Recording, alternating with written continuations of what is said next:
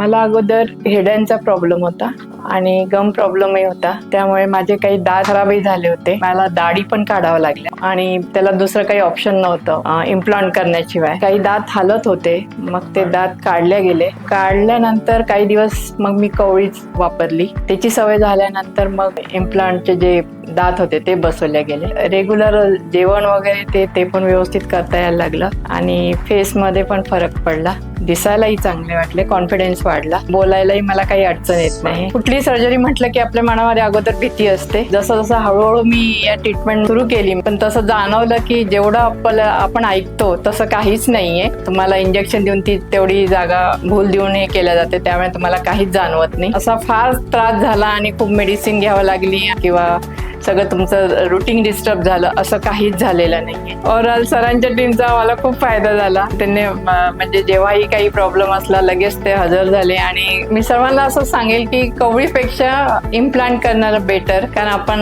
Long life असतं ते. आणि तुम्हाला कवळी काढ घाल आणि बोलण्यामध्ये जो प्रॉब्लेम येतो तो इम्प्लांट लावल्यानंतर नाही.